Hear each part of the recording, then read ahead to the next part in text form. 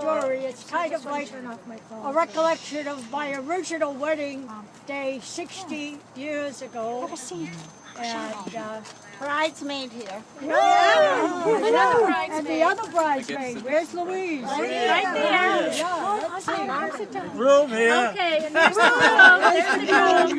Dad, the most important. Stand up and drink a bowl. Mata. Not Where's really. Adrian? Okay. Last chance. Not really. Well, where's my light? Here it is. My light. Okay. Last week, I came across an old black and white photograph, still clear and unfaded, that was taken on the morning of my wedding. This was a photograph that never made it into the formal white wedding album, what I had not seen in almost 50 years.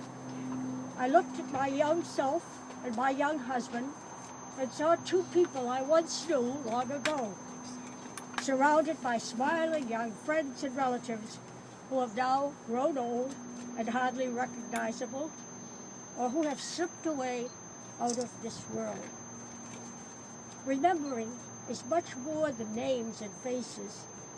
Sometimes when I hear an almost forgotten song, or on a cold, still night in winter, I watch the evening star rising. Or when in summer, a soft wind in the trees turns up the leaves in a certain way, or when in late fall, the last bright dying light shines through the bare branches, or sometimes in early spring, the night turns suddenly warm, the ground is soft underfoot, and you can smell the salt air miles from the sea. Then I can remember what it felt like to be young. The intensity of the joy, the sadness, and especially the loneliness. We are now two other people from this bride and groom. There is so much you can't tell from the photograph, but it helps me to remember. In the photograph, the whole wedding party on the bride's side is in the living room of a family named Monahan, whom the bride has never met before and will never see again. The Monahans are neighbors on Huntington Avenue, and their only child, Joan, has been an invalid since birth. She is 15 years old, pretty in a strange way, with masses of black curly hair and dark eyes. She has one of those terrible diseases, multiple sclerosis, cerebral palsy, and she can't walk or talk. Her father says she talks to him, but no one else can understand her. Joni has never seen a real bride, so her mother asks if the wedding party will come to the Monahans for coffee and donuts on the way from the church to the reception. With an offhand kindness born of pre-wedding fatigue and delirium, the bride-to-be says, "Sure, why not?" So they are here, 14 of them, all in their wedding finery. They are posed, sitting in 2 rows, against a background of flowered wallpaper. On the wall behind them are 4 framed images. A priest in black with a Roman collar, a large print of Our Lady of Perpetual Help holding the infant, surrounded by angels, a dark, dim portrait of Jesus in an ornate sculpted frame, an image that's not quite clear. It's either a vignetted photograph of a woman or a large print of the Sacred Heart with thorns and flames. Every one of the photographs seems good-humored, except for the groom's brother, Jim, the best man, who looks grim.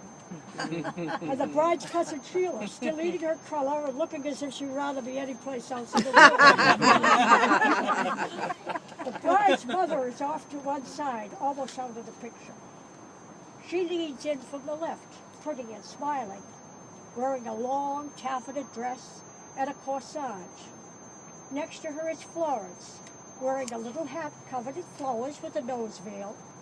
The bride's Uncle Tommy's good dark suit is too tight across the shoulders and doesn't button right down in front, but he looks pleased with himself just the same. The bridesmaid, Louise, in is flirting with her usher, the bride's brother Paul, who has his coat off and looks relaxed in short sleeves and suspenders.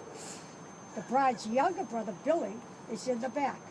Still in high school, he's already over 6 feet tall and looks so skinny and gangly. Hopefully, he makes eyes at Jean, the other bridesmaid. Just in front of him is the bride's shy, gentle sister Barbara, the matron of honor, who no one knows is carrying her first child. The Monahans are off to the other side, sitting together, looking happy and proud. Oh, and look at the bride and groom, front and center, only married an hour. They have made their promises and have a lifetime to carry them out.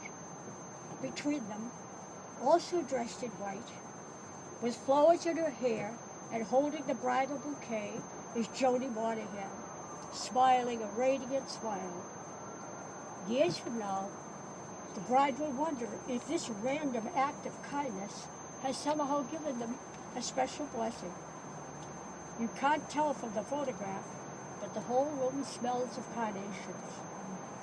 But the bride and groom have lingered too long over coffee and donuts. They have invited all their friends and relatives within the 4th degree of kindred to the obligatory big wedding. And the assembled guests have been waiting a long time for them to arrive. You can't see it in the photograph, but the best man is kicking the groom in the back of the shins and muttering, "For Pete's sake, get us out of here." Back at the reception at the Furnace Brook Golf Club, all the hors d'oeuvres are long gone. The sterno is running out under the chafing dishes, and the baked Alaska is in trouble. The mother of the groom is nervously watching all her Roscommon relatives bellying up to the open bar. These are seasoned, experienced drinkers, but they require serious food to remain in top form. Where in the name of God are they? She says to the father of the groom. He is rehearsing Danny Boy, and any minute now, he will begin to sing. It won't matter what the orchestra is playing, this is his favorite song. The orchestra is playing incidental music, and they're getting restless. They can't play dance hall tunes because the hall isn't cleared for dancing. And they can't play the usual "Here Comes the Bride" because we continue to not show up. At the head table, the bride's 2 old grandmothers are resting their feet. The nearsighted grandmother on her mother's side is looking bewildered, trying to figure out who in this milling crowd she knows. The grandmother on her father's side is unwillingly attended by her mortal enemy, her daughter's husband. Her daughter's husband. She is telling him. My father, right? Oh yeah. Isn't it? That's right. She is telling him how she near wore out her knees praying that her daughter would come to her senses before she threw herself away and wasted her life by marrying a worthless wretch like himself. He is offering to dance on her grave.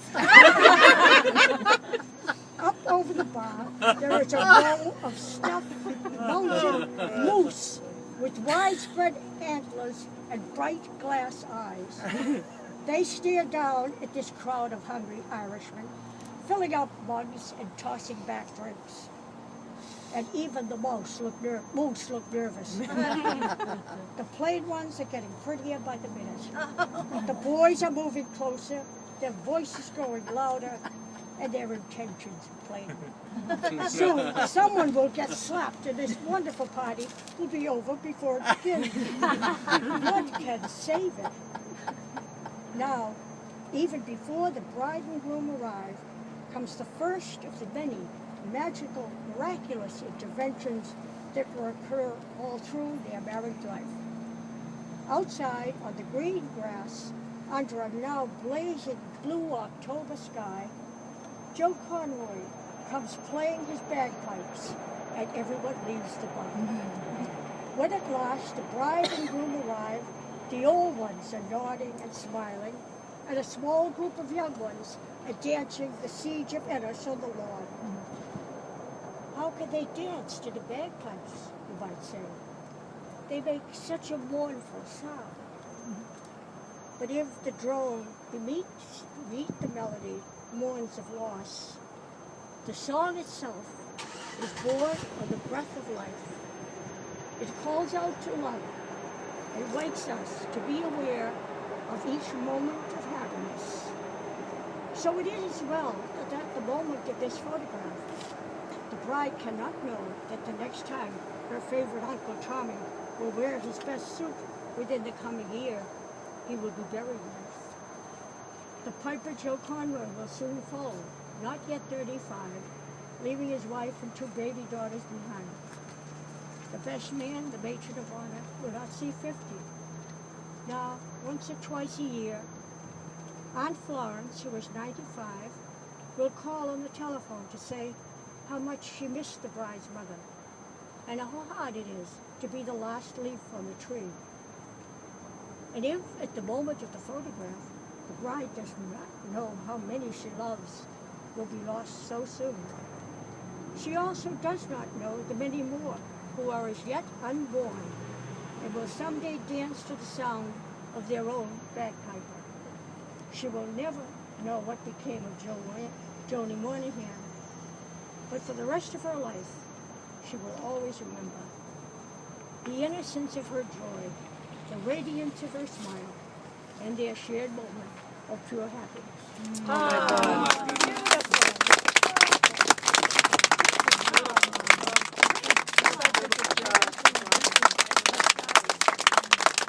read that at the 50th. I remember. And I hope to read it at the 70th.